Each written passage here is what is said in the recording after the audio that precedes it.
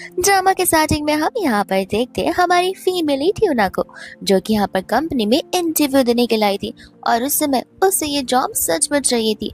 पर दूसरे यहाँ पर स्टाफ होता है जो कि सोच रहा था कि क्या उसे ये जॉब यहाँ पर यूना को देनी चाहिए या फिर नहीं, बिकॉज ये जॉब असल में यहाँ पर होती है मिस्टर लू के असिस्टेंट पोजीशन की, जिस पोजीशन को छोड़कर तो विद इन वीक्स यहाँ पर 5 से भी ज्यादा लोग जा चुके हैं। अब वो सोच रहा था कि आखिर वो क्या करे, बिकॉज अगर उसने यहाँ पर यूना को हायर नहीं किया तो उसे उसके बदले मिस्टर लो के सारे काम करने पड़ेंगे, विच मीन्स यहाँ पर मगरमच्छ के मुंह में खुद ब खुद हाथ डालना पड़ेगा, जो कि वो अब नहीं करना चाहते। इस वजह से यहाँ पर वो यूना को हायर कर देते। यूना भी खुश और ये मैनेजर भी खुश। फिर वो लोग बाहर की ओर जाते हैं जहाँ पर यूना सोचती कि अचानक से यहाँ पर इस मैनेजर के हाव भाव कैसे बदल गए। उस समय यहाँ पर मैनेजर यूना को सभी चीजें नोट करने के लिए कहता है, बिकॉज यहाँ पर कुछ रूल्स एंड रेगुलेशंस है जो कि यूना को एज ए मिस्टर लू का असिस्टेंट फॉलो करने होंगे। और वो कुछ नहीं बल्कि ढेर सारे रूल्स एंड रेगुलेशंस होते हैं। इनमें से तो एक रूल ये भी होता है कि मिस्टर लू से कम 1 मीटर की दूरी बनाकर तो खड़े रहना ही चाहिए, वरना अगर तुम उनके पास गए तो फिर तुम्हारा काम तमाम हो जाएगा। इतने में यहाँ पर स्टाफ आ जाती है जो कि चिल्लाकर सभी को बताती है कि मिस्टर लू ऑफिस में कुछ सेकंड्स में एंटर करेंगे। और ये आदेश सुनते सभी लोग अपने डेस्क को फटाक से क्लीन करते हैं, एयर फ्रेशनर लगाते, अपने आप पर परफ्यूम भी लगाते और साथ साथ यूना पर भी, और एक साथ यहाँ पर लाइन से खड़े हो जाते हैं मिस्टर लू को ग्रीट करने के लिए। एंड यहाँ पर तो ये ऑफिस एक मिलिट्री कैंपस लग रहा होता है। जैसे लू आता है सभी लोग यहाँ पर लू को ग्रीट करते और मैनेजर भी यहाँ पर मिस्टर लू को यूना के बारे में बताता है। लू यहाँ पर यूना से कह देता है कि विद इन 3 मिनट्स सभी डॉक्यूमेंट्स को याद करो और मेरे कैबिन में आ जाना। यूना सोचते कि कितना ही बड़ा काम होगा, लेकिन जब वो पहली बार लू को देखी थी वैसे यहाँ पर इसका हार्ट बीट फास्ट हो गया था। इतने में यहाँ पर वो अपने डेस्क पे बैठ जाती है और सोचती है कि मेरा डेस्क है यहाँ पे किसी फायर ब्रिगेड का ऑफिस, बिकॉज यहाँ पर फर्स्ट एड बॉक्स से लेकर सभी चीजें मौजूद थी। इतने में यहाँ पर वो वापस से प्रेजेंट में आती है और उस लैपटॉप पर दिए गए पेन ड्राइव को ओपन करती, जिस चीज को उसे यहाँ पर 3 मिनट में मेमोराइज कर कैबिन में जाना है। लेकिन जैसे वो यहाँ पर पेजेस देखती है, रूल्स एंड रेगुलेशंस टोटल 100 होते हैं। यूना सोचते कि यहाँ पर किसी आर्मी कैंप में आई है या फिर किसी कंपनी में जॉब करने के लिए, डिफरेंस उसे कुछ में समझ नहीं आ रहा होता है। वो एक एक गो थ्रू करती है एंड तब यहाँ पर उसे कॉल आ जाता है कॉफी के लिए। एंड जब यहाँ पर यूना कप लेकर आ रही थी उस समय यहाँ पर वो कुछ स्टाफ्स को आपस में बात करते हुए सुनती है और वो स्टाफ यहाँ पर अंदाजा लगा रहे होते कि आखिर ये न्यूज सेक्रेटरी यूना कितने दिनों तक, कितने हफ्ते या कितने महीने तक टिकने वाली है। पहली स्टाफ का कहना था कि महीना, बिल्कुल भी नहीं। लास्ट वाला स्टाफ यहाँ पर 2-3 दिन में भाग गया था। आई थिंक ये लड़की कुछ ज्यादा ही एंथुसियास्टिक है तो फिर कम से कम 1-2 वीक तो टिक ही जाएगी। पर दूसरी वाली कहती कि नहीं, ये बहुत स्कॉलर और स्मार्ट है तो आई थिंक वो यहाँ पर लू को 1 मंथ तो बेर कर ही पाएगी। और इस चीज को लेकर यहाँ पर वो लोग बेटिंग लगाने लग जाते हैं। अब यूना सोचते कि ये सब कुछ सोचकर तो उसे डर लग रहा है, बिकॉज ऐसा क्या है लू में, क्योंकि सभी लोग इस जॉब को छोड़कर चले जाते हैं और उसे पता होता है कि ये जॉब यहाँ पर उसके लिए कितनी इम्पोर्टेंट है, जिसे वो किसी भी हालत में नहीं छोड़ सकती है। यूना यहाँ पर चली जाती है उस कॉफी को डिलीवर करने के लिए और उस समय यहाँ पर नोटिस करती लू कोई तो स्पेसिफिक टाइप का मशीन यूज करता है उस कॉफी को चेक करने के लिए। चेक करने के बाद यहाँ पर उस कॉफी को पीता है और सिर्फ एक सिप लेने के बाद वो समझ जाता है कि आखिर कॉफी में कुछ तो जरूर गड़बड़ है। तो वो यूना से यहाँ पर पूछने लग जाता है। यूना कहते कि नहीं, तो जैसे बताया गया था मैंने तो ठीक यहाँ पर ऐसे ही बनाया है। तो वो उसे कहने लग जाता है कि नहीं, ये कॉफी यहाँ पर 58 डिग्री सेल्सियस में बनी है, जहाँ पर मुझे कॉफी 52 डिग्री सेल्सियस पर अच्छी लगती है। यूना कहने लग जाता है कि 52 या 58 इतना कौन सा डिफरेंस हो जाता है, लेकिन वो ये सब कुछ सिर्फ अपने मन में बोल पाती है, ना कि यहाँ पर उसी के सामने। यहाँ पर तो यू को गुस्सा आ जाता है। लू उसे कहता है कि अभी के अभी ये कॉफी लो और यहाँ से चली जाओ। जब यूना कॉफी लेने के लिए जाती है वो इतना आसानी से नहीं जाती, उसका पैर ट्विस्ट होता है और वो यहाँ पर गिरने वाली थी मिस्टर लू पर। लू तो यहाँ पर पहले से हट जाता है, बेचारी यूना गिरती भी है, वो कब टूटता भी है। एंड यहाँ पर मिस्टर लू तो अपने उसूलों के एकदम पक्के होते हैं। अब जब यहाँ पर ये कप यूना से टूट चुका है तो वो उस कप का कॉम्पनसेशन भी उसी के सैलरी से कट करने वाले हैं, यानी कि वो पर्टिकुलर अमाउंट जिस अमाउंट में ये स्पाउ और कप आए थे। और साथ ही साथ में अब यहाँ पर कॉफी कारपेट पर गिरी है, विच मीन्स कारपेट को क्लीन करवाने के भी अलग से चार्जेस लगेंगे और ये चार्जेस भी यहाँ पर वो यूना के सैलरी से कट करने वाले। ये सुनते यहाँ पर यूना को गुस्सा आने लग जाता है कि बिलियंस ऑफ डॉलर से कंपनी चला रहा है और जिंदगी दिखाया जा रहा है। बट ये सब कुछ यहाँ पर वो उसके मुंह पर नहीं बोल पाती।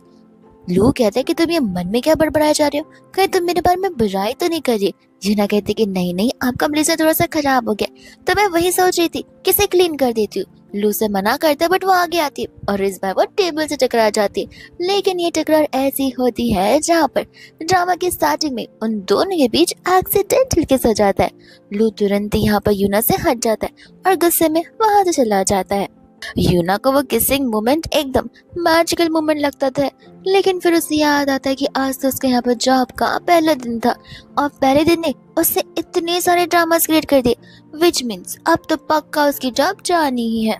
जिसके बाद तो यहाँ पर वो घर जाने के लिए निकल पड़ता है। सभी स्टाफ यहाँ पर लू को देखकर समझ जाते कि ये तो बहुत गुस्से में, और फिर ऐसे यहाँ पर यूना आती है, वो लोग उसे पूछने लग जाते कि आखिर तुमने ऐसा क्या कर दिया जहाँ पर तुमने लू को गुस्सा दिलाया। मानना पड़ेगा पहले दिन आकर तुमने यहाँ पर शेरनी वाले काम किए। अब यहाँ पर यूना ने क्या समझा कि इसकी जॉब यहाँ पर खतरे में है। वह दुसम यहाँ पर देखते लू को जो कि अपने कार में बैठा हुआ था एंड वो कंटिन्यूसली यहाँ पर उस किस को लेकर ओवरथिंक कर रहा था, बिकॉज उसे यहाँ पर कोई भी एलर्जिक रिएक्शन आया ही नहीं था उस फिजिकल टच की वजह से, क्योंकि उसे पता है कि अगर कोई और होता तो वो रिएक्शन एलर्जिक में जरूर बदलता। वही दोस्त यहाँ पर हो जाता है नेक्स्ट से, जहाँ पर लोग अपने कैबिन में आता है और यूना यहाँ पर उसका कैबिन में इंतजार कर रही होती है।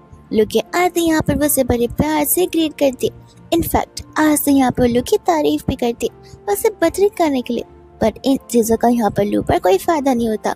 लू यहाँ पर बस उसे गुड मॉर्निंग बोलकर अपनी चेयर पर बैठता है और एक बार अपने पूरे ड्रेस को उस ब्लूप्रिंट से और अपने सारे के सारे फाइल्स को उस ब्लूप्रिंट से चेक करता है, ये देखने के लिए कि कहीं यहाँ पर कोई इन्फेक्शन के चांसेस तो नहीं है।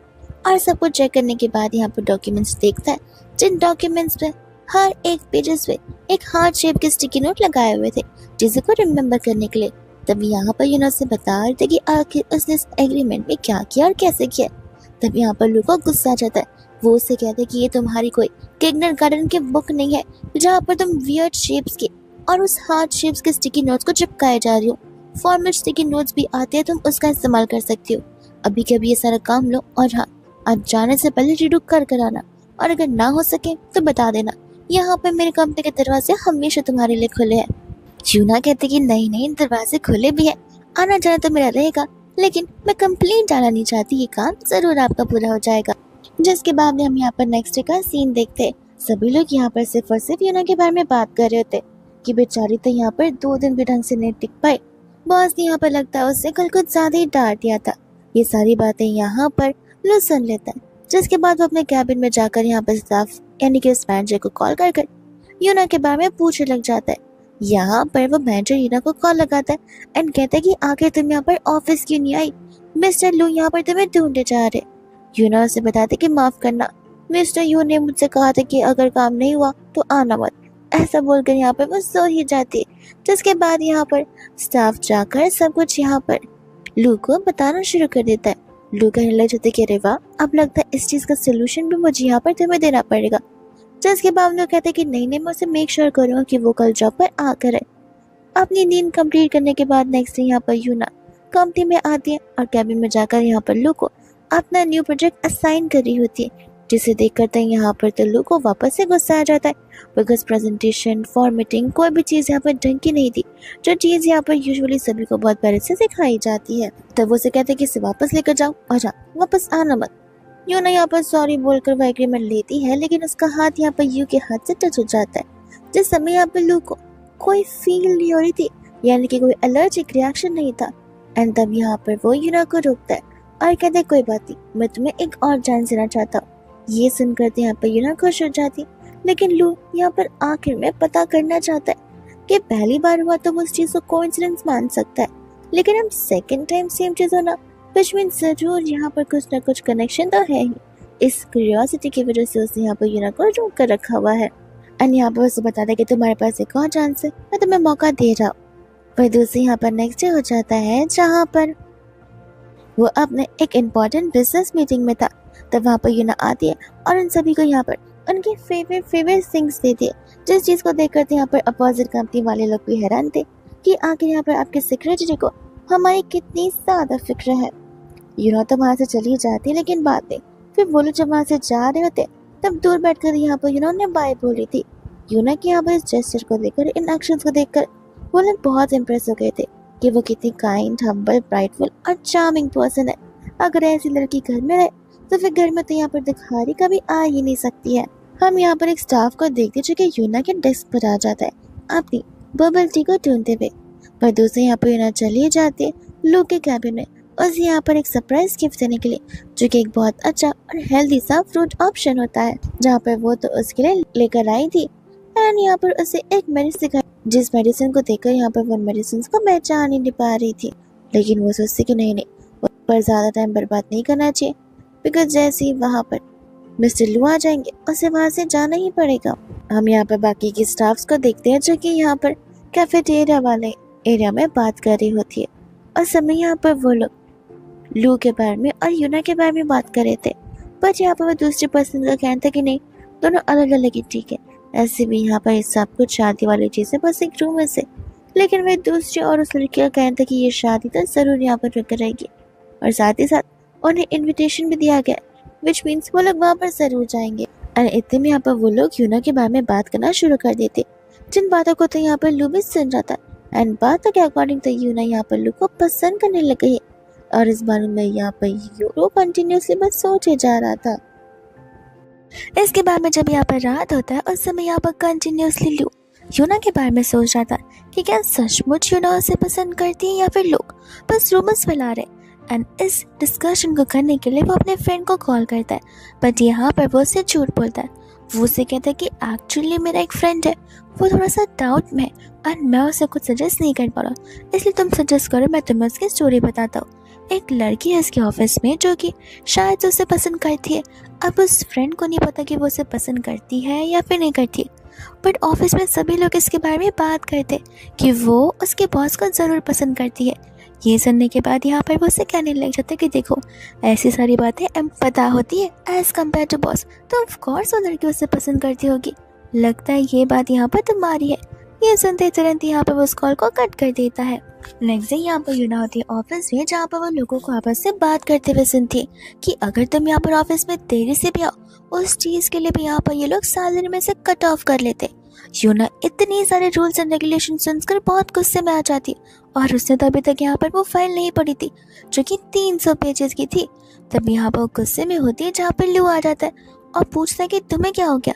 यूना यहाँ पर बहाना मार देती है। उस समय यहाँ पर उनकी मीटिंग शुरू हो जाती है और यूना कंटिन्यूसली बस घर जाने के बारे में सोच रही थी, बिकॉज उसने आधी इतनी सारी मिस्टेक्स कर ली और अब उसे डर सा लगने लग गया कि कहीं यहाँ पर उसका जॉब उसके हाथों से चला ना जाए। वही दूसरी यहाँ पर इतने में ही वो वहाँ से मीटिंग होने पर भाग जाती है, बिकॉज वो अपनी जॉब को सेव करना चाहती है। रात होने पर आराम से वो यहाँ पर स्नैक्स खाते हुए रील स्क्रॉल कर रही थी कि इतने में यहाँ पर उसे उसके बॉस का कॉल आ जाता है, जो कि क्लब से उसे पिक करने के लिए बोला था। और ये सुनते यहाँ पर वो उसे मना कर दी, लेकिन तब तक तो यहाँ पर लू कॉल कट कर चुका था। यूना सोचती कि ऑफिस तो खत्म हो गया, लेकिन ऑफिस की ड्यूटी अभी तक खत्म नहीं हुई है। वो चली जाती यहाँ पर उसे पिक करने के लिए, जहाँ पर वो हेविली ड्रंक था। ड्राइवर यहाँ पर एड्रेस मांगता तो है, लेकिन लू एड्रेस बताने के लिए रेडी था ही नहीं, जिससे जैसे यहाँ पर यूना को लू को अपने ही घर पर लेकर आना पड़ता है। जब वो उसे घर लेकर आती तब वो उसे जैसे तैसे लेकर आती है, बिकॉज लू की बॉडी इतनी हैवी जो थी। और उसी चक्कर में यहाँ पर जब वो जाने वाली थी तब लू से अपनी ओर खींच लेता है, और उनके बीच यहाँ पर एक बार फिर से किस हो जाता है, जहाँ पर यूना अपने आप को उससे दूर भगा देती है, बिकॉज उससे पता है अगर लू को पता चला कि उन्होंने वापस से एक्सीडेंटल किस किया तो इस बार जॉब तो उसकी चली ही जाएगी। नेक्स्ट डे जब यहाँ पर वो ऑफिस में जाते उस समय सभी को पता था कि बेचारी को ऑफिस खत्म होने के बाद ही काम करना पड़ रहा था। यूना को फिर इतने में यहाँ पर वो एक्सीडेंटल किस याद आ जाती है। उस समय यहाँ पर मैनेजर आता है और आकर यहाँ पर यूना को कंग्रेचुलेट कर रहा था, बिकॉज मिस्टर लू यूना को कल रात के लिए यहाँ पर स्पेशल थैंक्स बोलना चाहते, जिसके लिए यहाँ पर वो यूना को डिनर पर लेकर जाना चाहते, जिस खूंखार डिनर पर तो यूना बिल्कुल नहीं जाना चाहती थी, पर फिर भी उसे वहाँ पर जाना पड़ता ही है। जिसके बाद में यहाँ पर जब वो लोग डिनर के लिए जाते तब यूना गॉड से बस यही प्रे करी थी कि कहीं यहाँ पर उसे सचमुच फायर न कर दिया जाए। पर दिल से यहाँ पर लू को समझ आ रहा था यूना के देखने से कि वो मुझसे कितना लव करती है, लेकिन ये सब कुछ सिर्फ और सिर्फ यहाँ पर उसकी मिसअंडरस्टैंडिंग होती है। उस समय यहाँ पर लू उसे बताने जा रहा था कि आखिर उसने आज का ये डिनर क्यों प्लान किया, लेकिन इसके पहले कि वो कुछ बोले यूना यहाँ पर टॉपिक ही कम्प्लीटली बदल देती है। लू को लग रहा होता कि अरे वाह, ये तो बहुत शाय टाइप की पर्सन है, मुझे तो बहुत करेजियस लगा कर दी थी। इतने में यहाँ पर वापस से कुछ बोलने वाला था बट यूना उसे बोलने ही नहीं देती है। वो कहती कि नहीं नहीं, एक काम करते, बहुत रात हो चुकी है, अब मुझे ऐसे भी यहाँ से जाना चाहिए। लू सोच रहा था कि सब कुछ समझ रहा हूँ मैं, बेचारी कितनी शाय फील कर रही होगी, उसकी हिम्मत ही नहीं होगी मेरे सामने कन्फेशन करने की या फिर वो बात सुनने की। इतने में यहाँ पर लू वापस से कुछ बोलने वाला था कि वही दूसरी ओर यूना तुरंत ही रेजिग्नेशन की बात कर देती है। यह सुनकर यहाँ पर लू हंसने लग जाता है बिकॉज उसे लग रहा होता है कि यूना यहाँ पर रेजिग्नेशन को एज अ एक्सक्यूज यूज कर रही है ताकि यहाँ पर वो लू का अटेंशन गेन कर पाए। यूना सोचती कि क्या पागल है, मुझे ऐसे देखकर हंस क्यों रहा है। और समय यहाँ पर लू यूना से कहता है कि ठीक है, तुम चाहते तो रिजाइन कर दो, लेकिन उसके लिए तुम्हें यहाँ पर फॉर्मल रीजंस देने होंगे। क्या तुम्हें यहाँ पे जॉब नहीं पसंद है? क्या वहाँ के एम्प्लॉयज तुम्हें सता रहे हैं? यूना इन सभी चीज़ों को डिनाई कर देती है। लोग कहते हैं कि ऐसा कुछ नहीं है, तो विच मीन्स यहाँ पर शायद से तुम्हें तुम्हारा बॉस ही नहीं पसंद होगा। यूना हाँ बोलने वाली थी लेकिन वो तुरंत ही ना बोल देती है। ये कहते कि नहीं नहीं, आप तो एकदम प्रॉपरली परफेक्टली फाइन बॉस हो, आखिर आपसे मुझे क्या यहाँ पर तकलीफ हो सकती है। लेकिन यहाँ पर वो एक बार भी कन्फेस करती नहीं है और ये चीज़ लोग को अच्छी नहीं लगती, तो वो कहता है कि ठीक है, जो कोई भी रीजन हो, कल आकर सुबह यहाँ पर रेजिग्नेशन में डेस्क पर रखकर चली जाना। इतना कहकर वहाँ से वो चला जाता है। यूना सोचती कि इसके मूड को बार बार हो क्या जाता है। नेक्स्ट मॉर्निंग तो वो खुशी खुशी में आकर अपना रेजिग्नेशन लेटर सबमिट करती है एंड लू को थैंक यू बोलती है अभी तक उसका ध्यान रखने के लिए। लेकिन लो यहाँ पर उसके उस एनवेलप को लेते ही डस्टबिन में फेंक देता है। यूना को लग रहा था कि शायद से वो उससे दफा होने के लिए कह रहा है, इसलिए वो गुड बाय बोलकर जाने लग जाती है, पर लो उसे रोकता है एंड बताता है कि उसका रेजिग्नेशन रिजेक्ट कर दिया गया था। और इस चीज़ की चिल्लाने की यूना की आवाज़ तो बाहर तक सभी एम्प्लॉयज तक जाती है। यूना यहाँ पर रीजंस पूछने लग जाती है और लो उसे यहाँ पर अपने कंपनी के रूल्स एंड रेगुलेशंस बता रहा होता है, विच मीन्स यूना ये जॉब यहाँ पर तब तक नहीं छोड़ सकती जब तक उसका वर्क सब कंप्लीट ना हो जाए। और वर्क तो नेवर एंडिंग प्रोसेस है, जहाँ पर उसे वर्क करने के साथ साथ वो पर्सन को ढूंढना होगा जो कि उसके बदले वहाँ पर आ सकती है। यूना कहती कि ये कैसा बेहुदा सा रूल है। तब लियो उसे कहता है कि देखो, जो रूल है वो रूल है, तुम्हें क्यों लगता है वो मैनेजर ने तुम्हें हायर क्यों किया होगा? पहले वो मेरा असिस्टेंट हुआ करता था, और ऐसे भी अगर उसे उस पोजीशन से हटकर किसी और पोजीशन में जाना है तो फिर ऑफ कोर्स उसे किसी और को रिप्लेस करना होगा। उसे रूल्स को फॉलो किया, तुम भी रूल्स को फॉलो कर लो। बाद में बेचारी अपने डेस्क पर बैठ जाती है और सोचने लगती कि हेवन, तुम कब मुझे यहाँ पर ऊपर बुलाने वाले हो? ऑफिस मेरे लिए हेल बनकर रह गई है। लोगों को यहाँ पर बिलीव नहीं हो रहा था कि यूना सचमुच रिजाइन करना आई थी, एंड अब वो यहाँ पर रीजन को लेकर क्यूरियस हो जाता है।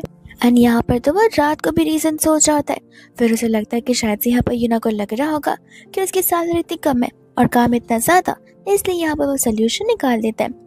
नेक्स्ट मॉर्निंग मैनेजर अपनी मॉनिटर स्क्रीन को देखकर हैरान हो जाता है और जाकर यहाँ पर यूना को उसका गुड न्यूज़ दे रहा था, जो कि यूना के लिए असल में बैड न्यूज़ होती है। वो यूना को बता रहा होता है कि यूना का प्रमोशन हो चुका है, वो अब यहाँ पर नॉर्मल असिस्टेंट से एक सीनियर असिस्टेंट बन गई है, विच मीन्स उसके सैलरी में भी इंक्रीमेंट हो चुकी है। सभी लोग यहाँ पर यूना के लिए खुश होते, बट यूना नहीं, बिकॉज उसे लग रहा होता है कि कौन सा प्रमोशन, मेरे काम भी अब यहाँ पर डबल होने वाले हैं। लगता है मुझे यहाँ पर उसके घर की हाउस मेट के लिए भी अप्लाई कर देना चाहिए। जिसके बाद में यहाँ पर सभी एम्प्लॉयज यूना को कांग्रेचुलेट कर रहे थे और जबरदस्ती यहाँ पर यूना को थैंक यू बोलना पड़ा था, वो भी मुस्कुराते हुए। लू छुपके से यहाँ पर चेक करता है, जहाँ पर वो यूना को हंसते हुए देखता है और सोचता है कि देखा, उसे तो बस यहाँ पर हायर पोजीशन चाहिए थी, अब वो कितनी खुश हो गई है। फिर वो उसे यहाँ पर अपने कैबिन में बुलाता है, एक फाइल देता है, रिव्यू कर 1 आवर में सबमिट करने के लिए बोलता है, शेल्फ पर 3rd ब्लॉक पर जो डस्ट है उसे क्लीन करने के लिए बोलता है, उसके प्लांट को पानी देकर शिफ्ट करने के लिए भी बोलता है। मनी मन यूना कहता है कि हाँ, घर भी आ जाते ना नहलाने के लिए। और यहाँ पर उसे लग रहा होता है कि जैसा मैंने सोचा था वैसा ही हुआ है। वही दूसरी यहाँ पर वो सारे काम करने के बाद कम्प्लीटली अपना ट्राई करती है उसे अवॉइड करने की, लेकिन यहाँ पर तो लो उसे लिफ्ट में जाते हुए पकड़ ले ही लेता है। लोग कहते हैं कि देखो, आई नो कि तुम मुझे यहाँ पर पसंद करती हो। ये सुनने पर तो यहाँ पर यूना का दिमाग कम्प्लीटली ब्लास्ट हो जाता है, वो सब कुछ एक साथ बोल जाती है। वो उसे कहते हैं कि देखो, पहली बात, जब भी मैं यहाँ पर जॉब के लिए आती हूँ हर टाइम मुझे लगता है कि आज मैं फायर हो जाऊँगी, आज मैं फायर हो जाऊँगी, ये रोज़ रोज़ वाली फीलिंग आती है। और तुम काम तो ऐसे करवाते हो जैसे मैं तुम्हारे यहाँ पर पर्सनल नौकर बनकर रह चुकी हूँ। डस्ट है तो उसका मैं क्या करूँ, वो काम यहाँ पर क्लीनिंग स्टाफ का होता है, किसी पर्सनल असिस्टेंट का नहीं। इतना कहते हुए वो उसे ये भी बोलती कि इस लाइफ में तो क्या, मैं यहाँ पर तुम्हारे जैसे किसी भी मैन को पसंद बिल्कुल नहीं कर सकती हूँ। और तुम्हारी कॉफ़ी 38 डिग्री सेल्सियस में बनाई जाती है। कुछ पता भी है कि डिग्री सेल्सियस करने में कितना ज़्यादा टाइम लग जाता है। और ऐसा बोलते हुए यहाँ पर वो उसे बहुत सुना देती है और वहाँ से चली जाती है, जहाँ पर लू सोच रहा था कि क्या सचमुच ये मुझे पसंद नहीं करती है।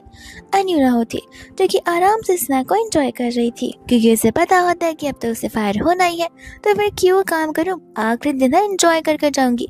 इतने में यहाँ पर लू आ जाता है। यूना भी प्रिपेयर थी, बट लू उसे यहाँ पर नेक्स्ट मॉर्निंग मीटिंग के बारे में बता रहा होता है, जिसे सुनकर यहाँ पर यूना कहती कि नहीं, मैं रिजाइन कर रही हूँ। यू कहता है कि देखो जितना खाया बस उतना प्रिपेयर करो। ऐसा बोलकर वो भाग जाता है। यूना बस चिल्लाती रह जाती है रेजिग्नेशन को लेकर। वही दूसरे यहाँ पर वो अपनी सारी स्टोरी अपने दोस्त को सुना रहा था, जहाँ पर उसका दोस्त जोर जोर से हंस रहा होता है उसकी इस सिचुएशन पर। तब यहाँ पर लू ठान लेता है कि विद इन अ मंथ मैं यहाँ पर यूना को अपने प्यार में जरूर डाल कर रहूंगा, भले यहाँ पर कुछ भी क्यों ना हो जाए। जिसके बाद यहाँ पर शुरू हो जाता है उसका ये मिशन।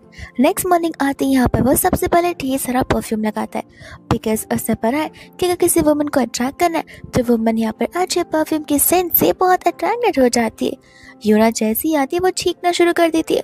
वो कहते कि आखिर इतना घटिया परफ्यूम कौन लगा सकता है। कोई भी एम्प्लॉय यहाँ पर अपना मुंह खोल नहीं रहा था, और तो यहाँ पर लू सारा का सारा ब्लेम एयर फ्रेशर पर डाल देता है और वहाँ से चुपचाप अपने कैबिन में चला जाता है। विदु से यहाँ पर वो उसे गिफ्ट देता है, जो कि एम्प्लॉय बेनिफिट्स गिफ्ट होता है, और वो यहाँ पर बहुत ही महंगा पर्ल का नेकलेस था। यूना कहते कि आप पक्का श्योर है कि ये गिफ्ट ऐसा आप यहाँ पर हर एम्प्लॉयज को देते। लोग कहता है कि सही काम सभी को मिलता है, और यूना को लग रहा होता है कि लगता है ये पार्टी, ये इवेंट, ये ऑफिस और ये मीटिंग कुछ ज़्यादा इम्पोर्टेंट है और ये मेरी आखिरी मीटिंग हो सकती है, इसलिए इतना महंगा गिफ्ट मुझे दिया गया। न जाने मैं यहाँ पर आज के बाद जिंदा भी रहूंगी या फिर नहीं। ऐसा बोलते हुए तो वो अपने एंटायर फैमिली और पूर्वजों को याद कर लेती है। इसके बाद में यहाँ पर विराट को अपना रिसर्च शुरू कर देती है और उसे समझ आ जाता है कि लू यहाँ पर शायद से फ्यूचर में जाकर मेरा कोई ना कोई फायदा जरूर उठाने वाला है। ये सब कुछ मुझे उसकी हरकत से समझ आ रहा है। नेक्स्ट मॉर्निंग यहाँ पर वो उठती है, चली जाती सीधा मैनेजर के पास में। ये कहते हैं कि मैं यहाँ पर एक टॉयलेट क्लीन कर लूँगी इस ऑफिस का, लेकिन मैं इस डिपार्टमेंट में और वर्क नहीं कर सकती। मैनेजर यहाँ पर उसे याद दिलाता है कि देखिए आपको तो हमारी कंपनी के रूल्स एंड रेगुलेशन से पता होंगे। यूना कहते कि ठीक है, तुम रूल्स एंड रेगुलेशन को फॉलो करते रहना और हाँ, HR डिपार्टमेंट के बाहर आ जाना, मैं वहाँ पर अपने आप को फांसी लगा लूँगी, और ना तुम नहीं जाने तो मैं यहाँ से उठकर बिल्कुल नहीं जाने वाली हूँ। तो उसके बाद में यहाँ पर मैनेजर को लू को कॉल करना पड़ता है। लू को यहाँ पर कंप्लीट बातें बताता है कि यूना मार्केटिंग टीम में शिफ्ट होना चाहती है, और उसने कहा कि अगर उसे इस डिपार्टमेंट में शिफ्ट नहीं किया तो वो HR डिपार्टमेंट के सामने फांसी लगा लेगी। लू ये सुनते यहाँ पर नॉर्मली उसे हाँ बोल देता है। मैनेजर भी हैरान था कि इतना जल्दी उसका बॉस मान भी गया, उसे रूल्स एंड रेगुलेशंस याद ही नहीं आए। और मैं तो सल्लू सोच रहा था कि अब इससे क्या हो गया। यूना तो यहाँ पर खुशी खुशी सभी लोगों को गुड बाय बोल रही होती है कि उतने में वहाँ पर यूना के जाने के बाद वहाँ पर ढेर सारे असिस्टेंट्स आते भी हैं, लेकिन यहाँ पर लू को बड़े अच्छे से पता है कि सभी के सभी कितना ज़्यादा मिस्टेक्स करते हैं। अब लू के अकॉर्डिंग 1% का मिस्टेक भी 100% के मिस्टेक्स जितना होता है। वही दूसरी यहाँ पर यूना जाती है न्यू डिपार्टमेंट में, जहाँ पर वो एक्साइटेडली सभी को हाय बोलती है, लेकिन यहाँ पर सभी के सभी अपना सर सिर्फ कंप्यूटर के अंदर ही देखे जा रहे थे। वो लोग यहाँ पर यूना पर जरा सा भी ध्यान नहीं दे रहे थे। वही दूसरा यहाँ पर होता है लू, जो कि यहाँ पर मार्केटिंग डिपार्टमेंट के मैनेजर को बुलाता है और यूना के ट्रांसफर लेटर्स उसे दे देता है। अब यहाँ पर तो वो मैनेजर समझ चुका था कि यूना को यहाँ से वहाँ भेजा गया यूना की फरमाइश पर, विच मीन्स बॉस तो यहाँ पर यूना से बहुत गुस्सा होंगे, एंड यूना से मैं अगर यहाँ पर बदला लूँगा तो बॉस को बहुत खुशी मिलेगी। यूना को मिलते ही यहाँ पर उसे बड़े प्यार से ग्रीट करता है और उसे एक ही साथ में ढेर सारे काम कर देता है और करने के लिए बोल देता है। इनफैक्ट काम करने के साथ साथ यहाँ पर तो वो उससे वॉशरूम क्लीन करने के लिए भी बोलता है। यूना कहते हैं कि लेकिन मार्केटिंग डिपार्टमेंट में मेरा वो काम तो नहीं है, और मैनेजर उसका ब्रेन वॉश करना शुरू कर देता है। जिसके बाद यहाँ पर मैनेजर जाता है लू के पास उसे खुशखबरी देने के लिए कि वो यहाँ पर यूना को परफेक्टली सता रहा है कि सारी बातें बताने पर यहाँ पर लोगों को गुस्सा आने लग जाता है। उसे यहाँ पर अनयूजुअल फील हो रहा था, बट फिर उससे रियलाइज होता है कि वो क्यों गुस्सा आ रहा है, आखिर यूना के लिए यहाँ पर वो क्यों इतनी फिक्र कर रहा है। और बस इतना ही नहीं, बहुत सारे काम होने के बाद यहाँ पर वो उसे और काम देने लग जाता है। यूना कहते कि लेकिन आपने रिपोर्ट बनाने के लिए तो मुझे पहले कहा था। ये जो टास्क है वो उस रिपोर्ट से कम्प्लीटली डिफरेंट है, जो कि मैं यहाँ पर कुछ 2-3 दिन बाद कर सकती हूँ। एक बार ये काम खत्म हो जाए तो। तब वो उसे कहते कि नहीं नहीं, तुम क्या यहाँ पर गार्डन में घूमने के लिए आई हो? अगर ये काम नहीं कर सकती तो फिर उसी डिपार्टमेंट में वापस चली जाओ। अगर इस डिपार्टमेंट में रहना है तो इतना सा काम तो करना पड़ेगा, और तुम अभी से ही थक गई हो तो आगे जाकर क्या करोगी? तुमने देखा नहीं, जब तुम यहाँ पर फर्स्ट आई सभी के सभी यहाँ पर अपने काम में लगे हुए थे। लोगों को तो यहाँ पर आसपास देखने की फुर्सत भी नहीं है, उन्हें तो पता भी नहीं होगा कि आसपास पैर भी कौन रहा है। अब यूना सोचती कि इस डिपार्टमेंट में भी वो बहुत बड़ी दुविधा में आ चुकी है। वह दूसरा होता है लू, जो कि यहाँ पर कॉफी पीते टाइम यूना के बारे में सोच रहा था।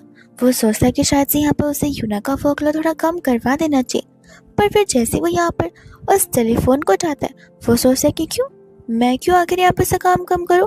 ऑलरेडी मैं यहाँ पर उसे कम काम करवा रहा था। अब अगर यहाँ पर वो जाती है तब उसे समझ आएगा कि रियल वर्क लाइफ बैलेंस क्या होता है। अब यहाँ पर मार्केटिंग डिपार्टमेंट वो चली जाती है दूसरे बिल्डिंग में, जहाँ पर असल में लू रहता है, और उस समय यहाँ पर उसका टास्क था लू के साथ वो रिपोर्ट्स को फाइल अप करना।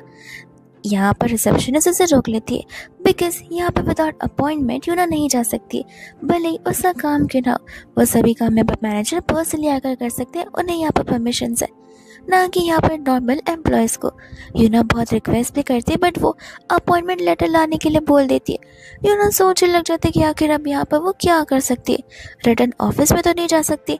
फिर वो यहाँ पर किसी को कॉल करने की कोशिश करती है, जहाँ पर फ़ोन अनरीचेबल बता रहा था।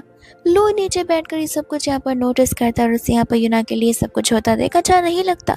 तो उस समय यहाँ पर वो अपने असिस्टेंट को कॉल लगाता है एंड सारे इंस्ट्रक्शंस दे देता है। उसके इंस्ट्रक्शन देते ही आधे से ज़्यादा एम्प्लॉयज़ नीचे उतर जाते हैं, जो भी यूना की रिक्वायरमेंट्स है वो सभी चीज़ों को लेकर। यूना यहाँ पर सोचती है कि सभी के सभी यहाँ पर अपने काम को लेकर कितने एम्बिशियस है, और वो अपना सारा फाइल्स लेकर जाने लग जाते।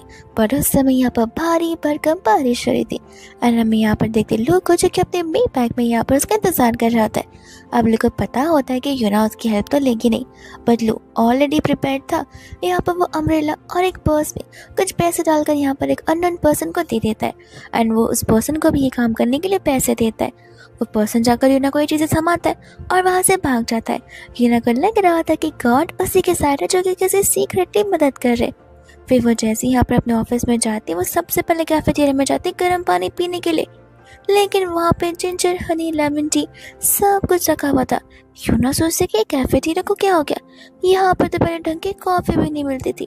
लेकिन हम यहाँ पर देखते लोग को जिसने इन सभी चीज़ों का अरेंजमेंट्स खुद से किया होता है, और यहाँ पर वो यूना को खुश देखकर खुश था। फिर उसके बाद में यूना जैसे तैसे तो आती है, एंड ये मैनेजर उसे यहाँ पर एक और काम दे देता है।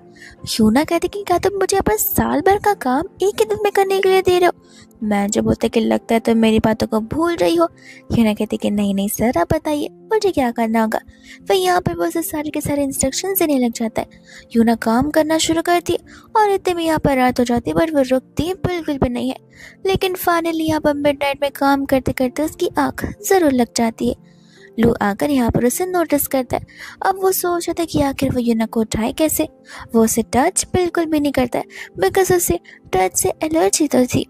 इतने में यहाँ पे वो डॉक्यूमेंट को खुद ही देखने लग जाता है, और खुद ही देखकर सभी चेंजेस करने लग जाता है। जैसे यहाँ पे यूना मॉर्निंग में उठती है, वो सोचती है कि आखिर कितने दिन बीत गए होंगे, या फिर कितने घंटे बीत गए होंगे कि इतनी जल्दी यहाँ पर सुबह हो गई। यहाँ पर वो डेस्क को नोटिस करती, डेस्क तो इंटायरली क्लीन था। फिर वो फाइल को नोटिस करती और सोचती है कि ये सब कुछ मैंने कब किया।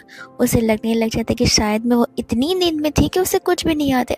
पर वो सोचती कि छोड़ो छोड़ो, काम हो गया, यही बहुत बड़ी बात है। जब यहाँ पर मैनेजर आता है तब वो उसे फाइल दिखाने लग जाती है, एंड यहाँ पर प्रॉपर डॉक्यूमेंट्स लेकर मैनेजर उसे मीटिंग के लिए जाने के लिए कह देता है। जिसके बाद इन डॉक्यूमेंट्स को लेकर मैनेजर चला जाता है लू के पास में। लू यहाँ पर इस काम से बहुत खुश था, बिकॉज ये काम लू का ही तो था। एंड द मैनेजर उसे उस मीटिंग के बारे में बता रहा होता है, जिस मीटिंग में यहाँ पर उससे अकेले यूना को भेजा है। ये सुनते लू वहाँ से दौड़ा भाग जाता है। जिसके बाद हम यहाँ पर देखते हैं यूना को, जो कि वो मीटिंग बड़े ही आराम से कर रही होती। वो पर्सन भी यूना के साथ बड़ी पोलाइटली बात कर रहा था। इतने में यहाँ पर वो उसे ड्रिंक करने के लिए कहता है। यूना ड्रिंक करने से मना कर देती है और कोक पीने लग जाती। ये कहते कि माफ़ करना, हमारे रूल्स एंड रेगुलेशंस के अकॉर्डिंग वर्किंग डेज की हम यहाँ पर ड्रिंक नहीं कर सकते।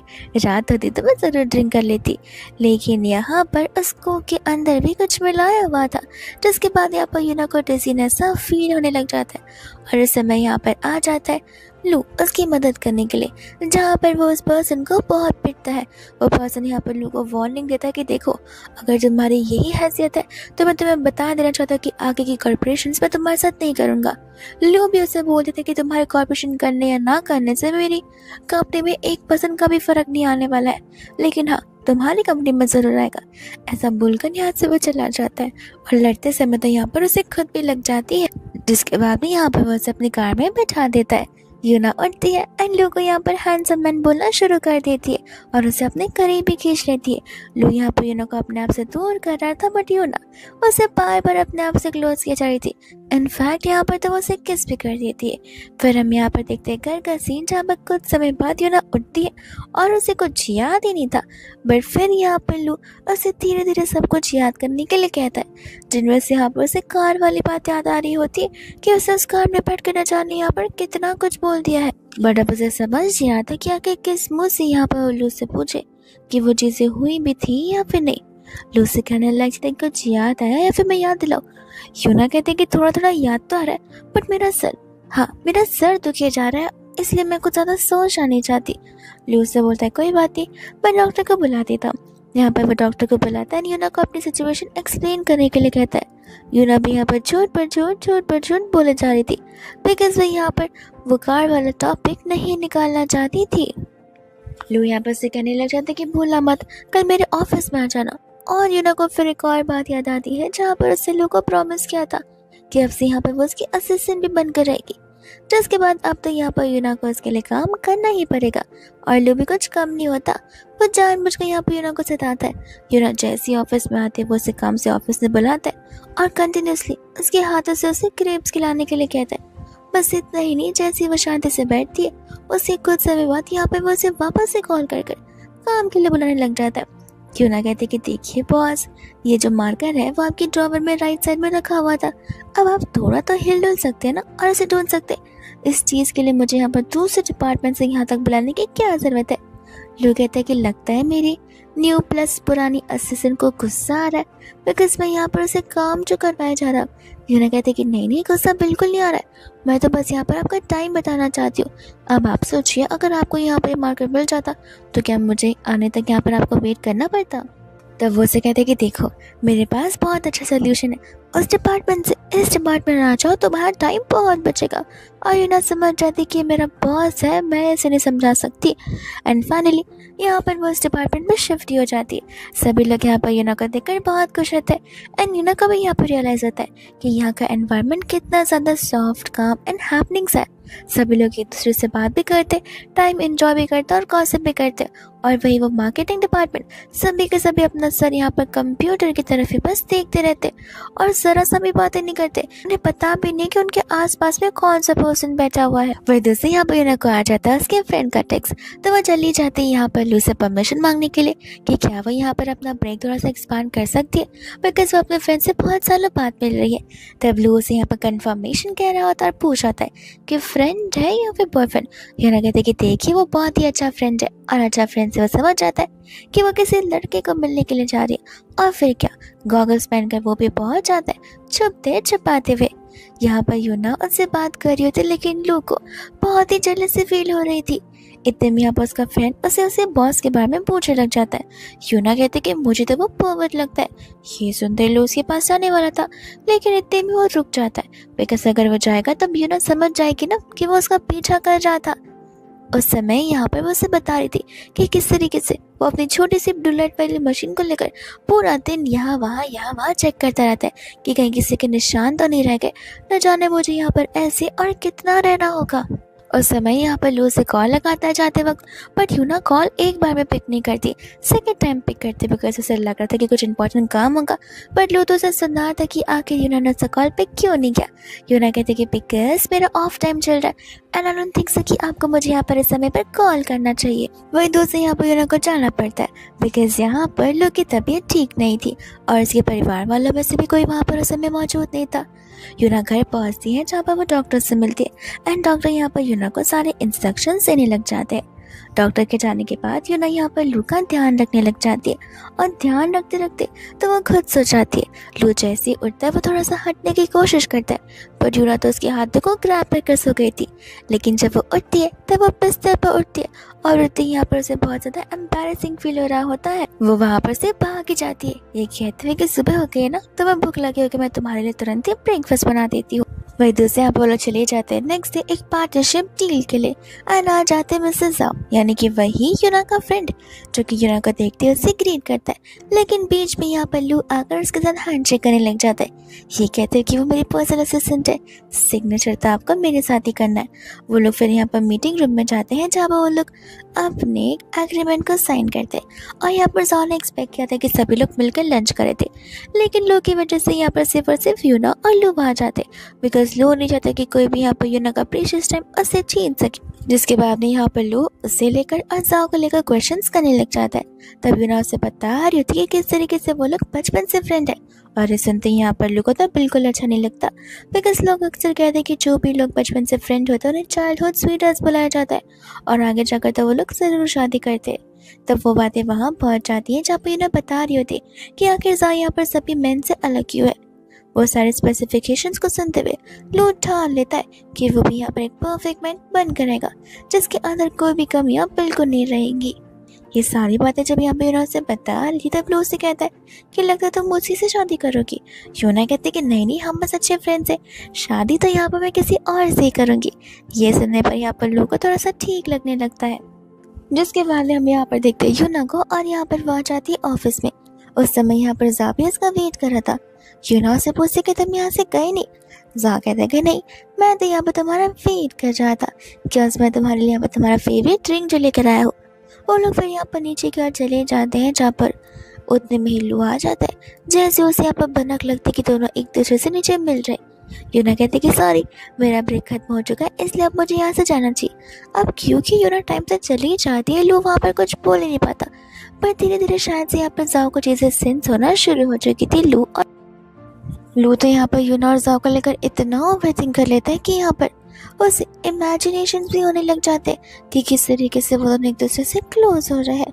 तब यहाँ पर अपने थॉट्स को साइड हटाता है और यूना को यहाँ पर अपने कैबिन में बुलाता है, जहाँ पर वो उसे अपने कैबिन में बुलाकर उसे कहने लग जाता है कि मैं नहीं चाहता कि तुम हम जाओ से मिलो, अगर तुम किसी पर्सन से मिलो सिर्फ वो मैं रहना चाहिए। ऐसा बोलते वो अपनी फीलिंग्स को इनडायरेक्टली कन्फेस कर रहा था।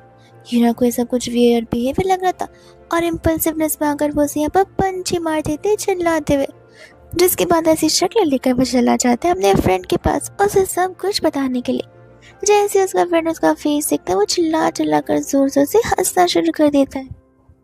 तब यहाँ पर उसे कहने लग जाता कि क्यों एंड में पड़ गए ना तुम्हें यहाँ पर तुम्हारी दोस्त की मदद। देखो तुमने आज तक किसी लड़की को अप्रोच नहीं किया, इसलिए तुम्हें पता नहीं कि क्या कुछ नहीं करना होता। अब मैं हूँ ना, अब मैं एक ही करके तुम्हें यहाँ पर सारे स्टेप्स बताते जाऊँगा, तुम्हें बस यहाँ पर वैसे ही करना है जैसा मैं तुम्हें यहाँ पर बताता हूँ।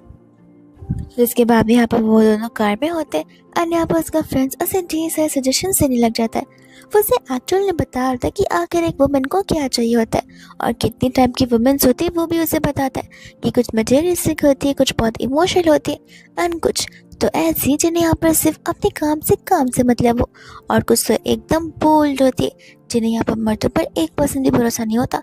एंड अगर यू ना उस टाइप के निकले तो तुम सिंगल रह जाओगे। जिसके बाद में तो वो यहाँ पर कार से बाहर निकाल देता है। नेक्स्ट डे यहाँ पर वो ऑफिस में आती है जहाँ पर आ जाता है सब। वो दोनों साथ में चले जाते हैं यहाँ पर लंच करने के लिए।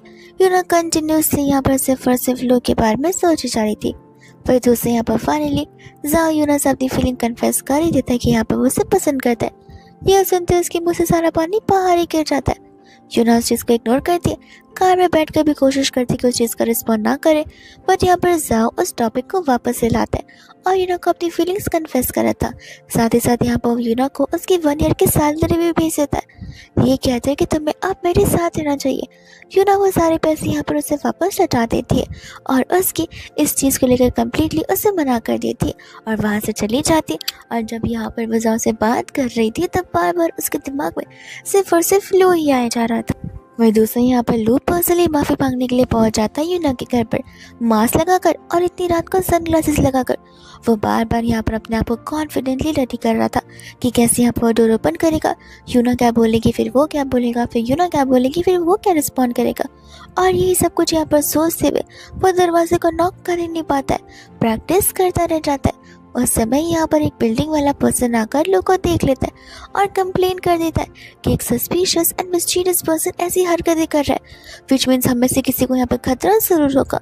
जैसे कुछ समय बाद बेचारे यूना को यहाँ पर आधी रात को उठाकर नीचे बुलाया जाता है, बिकॉज लू ने यहाँ पर कहा था कि वह यूना का एक फ्रेंड है जो कि उसे मिलने के लिए आया है।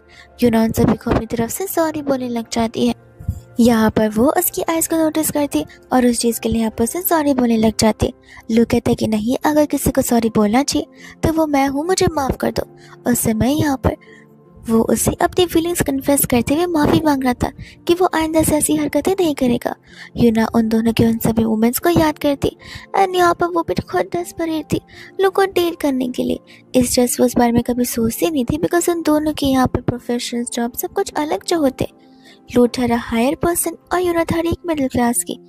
तब यहाँ पर वो से एक कंडीशन पर हाँ बोलती है कि वो लोग फॉर फ्यू मंथ्स अपने रिलेशनशिप को प्राइवेट रखेंगे, ना कि पब्लिक, और ट्रायल के बाद यहाँ पर पब्लिकली अनाउंस कर देंगे।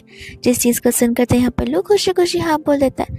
यूना को बिलीव नहीं होता कि वो उसी कंडीशन को इतना जल्दी मान जाकर हाँ बोल लेगा।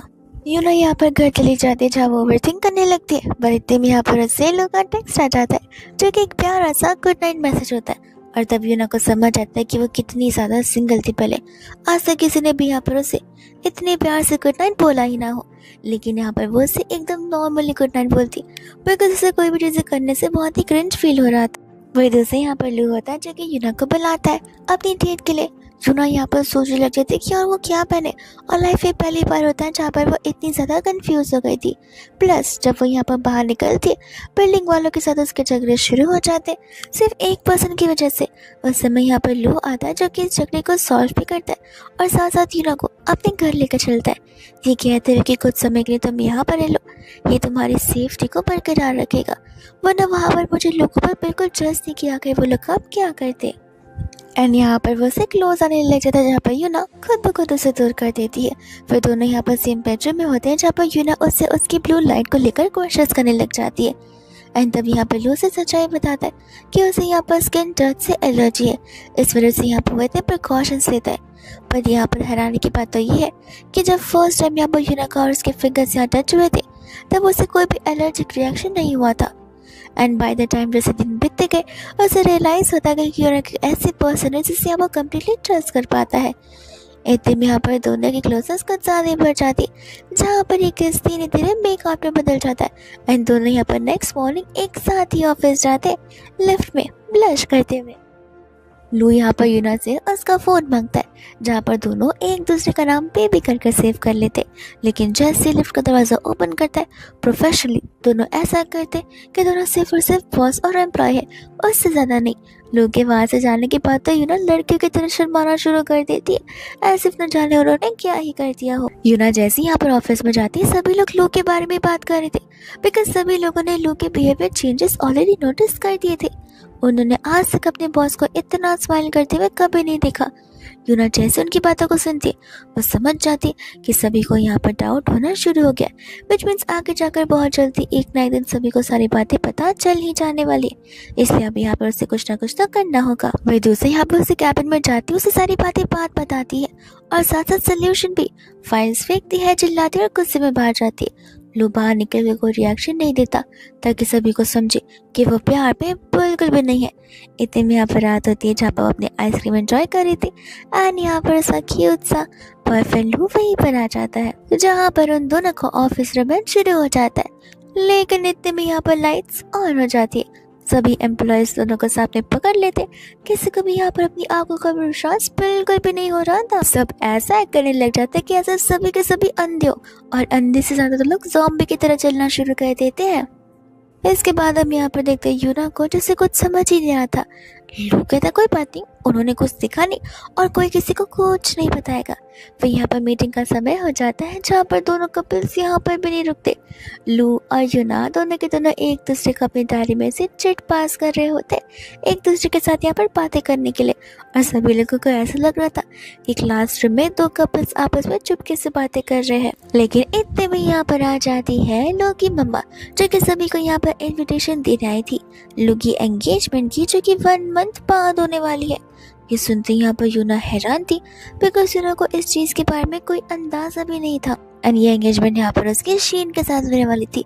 शीन भी वहाँ पर आती है जहाँ पर लू शीन को तो अपने आप से दूर कर लेता है एंड अपनी मॉम से कहता है कि देखिए, शादी आपको नहीं बल्कि मुझे करनी है, तो मेरी शादी जिसके साथ होगी वो चीज़ मैं डिसाइड करूंगा, ना कि आप। और फिर जब यहाँ पर वो घर पर जाता था वो ओवर थिंक कर रहा था कि न जाने यहाँ पर यूना ने उसके बारे में क्या कुछ नहीं सोच लिया होगा। उस समय यहाँ पर वो बाहर खड़े होकर सोच रहा था कि वो जाकर यूना से बात करे या फिर ना करे। पर इतने में यहाँ पर यूना आ जाती कि बोलो क्या हुआ, तुम कब से यहाँ पर क्यों बन रहे हो। एंड यहाँ पर लू से सारी बातें बताता है। यूना उसे किस करते और उसे समझाते कि देखो, तुमने ऑलरेडी यहाँ पर सभी के सामने क्लैरिफाई किया कि तुम्हारी जिससे मर्जी होगी तुम उससे शादी करोगे, न कि उस पर्सन से जिस पर्सन को तुम्हारी मॉम पसंद करती है। तो ऑब्वियस सी बात है कि तुम्हारी मॉम जबरदस्ती तुम्हारी शादी करा रही है और मुझे यहाँ पर तुम पर इतना ट्रस्ट जरूर है। लेकिन हम यहाँ पर ऑफिस के नेक्स्ट डे का सीन देखते हैं जहाँ पर आंटी की वजह से शीन को इस कंपनी में जॉब मिल जाती है और शीन को जानबूझकर यहाँ पर लाया जाता है ताकि शीन यहाँ पर उसके और लोग के बीच की क्लोजनेस को बढ़ा सके। अब हर वो काम जो कि यहाँ पर सूजी करती है वो सारा काम यहाँ पर शीन करी थी। डॉक्यूमेंट्स को भेजना हो या कोई भी चीज़ क्यों ना करना हो, सभी एम्प्लॉयज़ को तो पता होता है कि यूना और लू असल में डेट करे। कोई शीन को यहाँ पर चने भी नहीं डालने वाला है, पर फिर भी शीन को इन सभी चीज़ों के बारे में पता नहीं होता, इसलिए यहाँ पर अपनी कंप्लीट मेहनत करने लग जाती है। एक बार तो यहाँ पर उन दोनों के बीच फेस ऑफ भी हो जाता है बिकॉज शीन को यहाँ पर यूना के ऊपर डाउट आता है, पर यूना यहाँ पर से मुंह तोड़ जवाब देकर वहाँ से भगा ही देती है।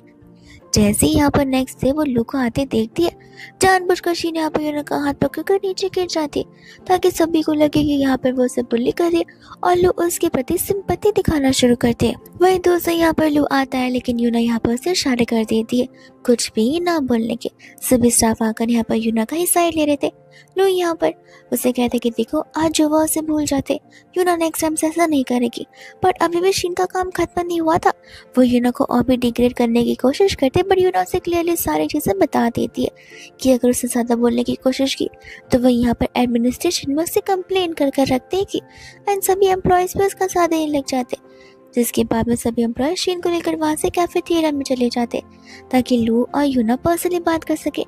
और उन दोनों के बीच अभी भी यहाँ पर कुछ नहीं बदला था। लू तो यहाँ पर यूना से माफ़ी मांग रहा होता है बिकॉज उसकी वजह से यूना को ये सब कुछ सहना जो पड़ रहा है। यूना कहती कोई बात नहीं, इसमें सहने वाली कोई बात नहीं है, ऐसे भी ये सब कुछ एंड्योर तो मुझे करना ही पड़ेगा। यहाँ पर लू चला जाता अपनी मॉम से मिलने के लिए यूना को लेकर। उस समय यहाँ पर यूना को बाहर वेट करना पड़ता, पर फिर भी वो कान लगाकर उनकी बातों को सुन रही थी। आंटी यहाँ पर लू को यही समझा रही थी कि शादी यहाँ पर दो परिवार के बीच हुई जाती, जो परिवार एक दूसरे से इक्वल हो, ना कि उनके बीच में जो कि यहाँ पर हमारे पैरों पर गिरे हो। यूना को ये बात सुनकर बिल्कुल अच्छी नहीं लगती, बट यहाँ पर लू होता जो कि उस चीज़ के लिए फाइट बैक करता अपनी मॉम के साथ, उन्हें पूछते हुए कि आखिर आपको क्या लगता है कि हम कौन से सेंचुरी में रह रहे, अभी भी आप यहाँ पर ऐसी सारी बातें सोच रही होंगी। मुझे इस बात की उम्मीद नहीं थी। पहले मुझे लगा था कि शीन आपको पसंद है, इस वजह से आप भी सब कुछ कर रही है, लेकिन नहीं, आप तो यहाँ पर एकदम टिपिकल ओल्ड वुमन की तरह बात करिए, जहाँ पर मैं तो आपको सुधार बिल्कुल नहीं सकता हूँ। लेकिन अगर आप अपने बेटे की खुशी को चाहते तो प्लीज़ ज़बरदस्ती कुछ करने की कोशिश मत कीजिएगा। लू यहाँ पर बाहर निकलता है जहाँ पर उसे ठीक नहीं लग रहा था बिकॉज उसने उस एप्पल को टच किया था जिस एप्पल के कॉन्टैक्ट के साथ में उसकी मम्मा भी आई थी। उसकी हालत धीरे धीरे ख़राब हो जाती है। यहाँ पर वो यूना को कॉल लगाता है, बट यूना उसका कॉल पिक ही नहीं करती है। जब वो अपने ऑफिस चला जाता है यूना को ढूंढने के लिए, बट यूना वहाँ पर भी नहीं होती एंड वो कैबिन में यहाँ पर उठ भी नहीं पा रहा था। उस समय शीन आकर उसे उसकी मेडिसिन दे रही होती है एंड हम यहाँ पर देखते यूना को जो कि उसके लिए लंच भी लेकर आई थी, पर उन दोनों को उस एंगल में देखकर उससे डाउट होने लग जाता है, जिसके बाद यहाँ से वो चली ही जाती है। लू यहाँ पर चला जाता है यूना से मिलने के लिए और उसकी मॉम आकर उसे सब कुछ समझा रही थी कि अगर लू को यूना को चेज करना है तो फिर उसे उसकी मॉम को छोड़ना होगा, जिस चीज़ के लिए वो अपनी मॉम को छोड़ने के लिए भी रेडी है। बिकॉज वो उसकी रियल मॉम नहीं बल्कि स्टेप मॉम होती है और वो सारी चीज़ें अपने अकॉर्डिंग कराना चाहती है, जो चीज़ के लिए यहाँ पर लू बिल्कुल भी रेडी नहीं था, क्योंकि उसकी मॉम ने उसका एंटायर चाइल्डहुड पूरा कंट्रोल में रख लिया था। तब बड़े होने के बाद आकर कि वो यहाँ पर ऐसी कोई चीज़ करे जो कि लाइफ में उसे खुशी नहीं देने वाली है, वो यूना को चेस करने के लिए चला जाता है, जहाँ पर उस समय यूना उसे वही समझा रही थी, उन दोनों के बीच का डिफरेंस और गैप, जो चीज़ यहाँ पर यूना को पहले से सही नहीं लगती थी। लू यहाँ पर उसका दिमाग यूज़ करने के लिए कहता है और उसे समझाता है कि हम 21st सेंचुरी में रह रहे, अभी भी यहाँ पर इस गैप की वजह से आखिर क्यों हम एक दूसरे को डिस्क्रिमिनेट करें। ऐसे भी मुझे पता है कि तुम काइंड, हम्बल, इनोसेंट लड़की हो और मैं भी वैसे ही लड़का हूँ, और हम दोनों इस तरीके से एक दूसरे के लिए परफेक्ट हैं। अब अगर कल को मैं गरीब होता और तुम अमीर होती तो तुम मुझे ज़रूर चूज़ करती, और यूना कहती कि नहीं, मैं तुम्हें क्यों चूज़ करती, मैं तुमसे भी अमीर इंसान को चूज़ करती। एंड ऐसा बोलते हुए यहाँ पर बस वो मजाक करी होती, जहाँ पर दोनों एक दूसरे को किस करने लग जाते हैं and as a living person एक दूसरे के साथ लिविंग में रहना शुरू कर देते। लेकिन फाइनली यहाँ पर लू यूना को कार में प्रपोज कर देता है शादी के लिए। यूना कहते कि इतने पैसे वाले हो, कम से कम ब्रांड प्रपोज तो क्रिएट किया होता, ये कैसा सिंपल सा प्रपोजल है। तब लू से बता रहा था कि बिकॉज हम कल के कल ही शादी कर रहे हैं। और हम यहाँ पर उनके वेडिंग सीन को देखते हैं, जहाँ पर दोनों एक दूसरे के साथ शादी करते हैं, वाउस लेते हैं, प्रोमिस करते हैं, जिसके साथ ये ड्रामा यहीं पर इनके वेडिंग सीन के साथ सिंपली खत्म हो जाता है।